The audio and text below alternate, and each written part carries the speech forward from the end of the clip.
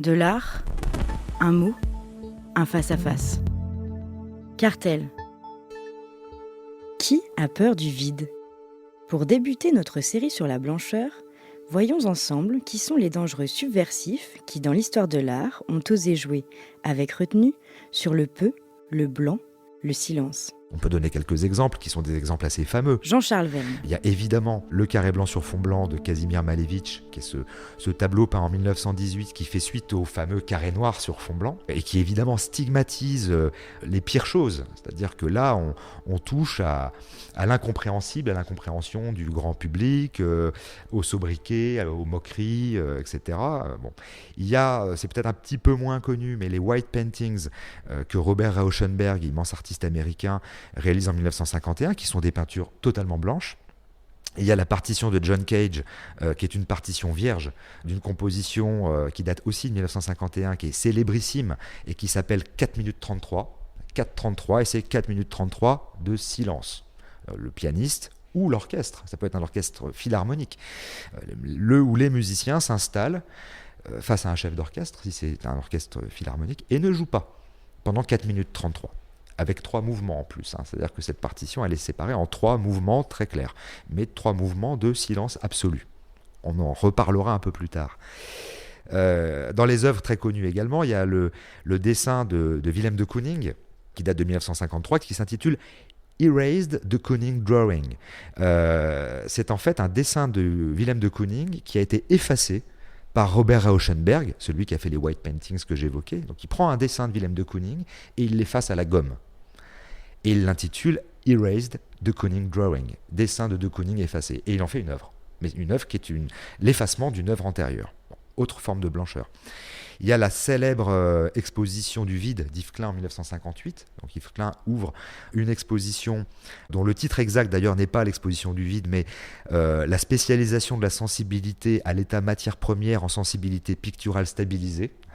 Donc exposition inaugurée le 28 avril 1958 à la galerie Iris Clair à Paris. C'est la première exposition vide de l'histoire, qui sera suivie ensuite par de nombreuses autres expositions ou d'œuvres fondées sur la présentation d'un espace vide. Les gens rentrent dans l'exposition, il n'y a rien à voir. À l'entrée de l'exposition, il y a, si ma mémoire est bonne, 2 gardes de la garde républicaine qui accueillent le public.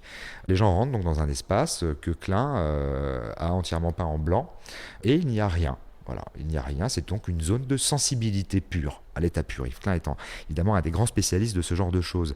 Autre type d'exemple, il y a les œuvres tardives de Roman Opalka, grand peintre contemporain, qui toute sa vie a peint des chiffres sur des toiles, en rajoutant à chaque tableau 1% de blanc dans le fond noir initial. C'est-à-dire que plus on avance dans le temps, plus les tableaux passent du noir au gris foncé au gris clair, et à la fin de sa vie, il continue à peindre des chiffres, il est parti du chiffre 1 et à la fin il a fini à je ne sais pas combien de millions. À la fin de sa vie, il peignait des chiffres blancs sur fond blanc. Voilà, donc autre forme de blancheur qui pose problème.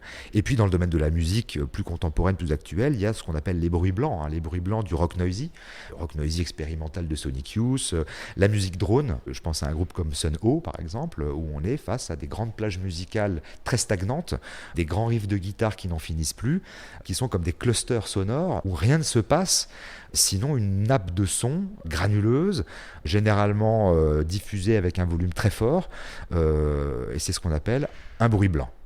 Il y avait également une autre phrase que je souhaitais évoquer, qui est une phrase du réalisateur italien Michelangelo Antonioni, qui a une très très belle pensée.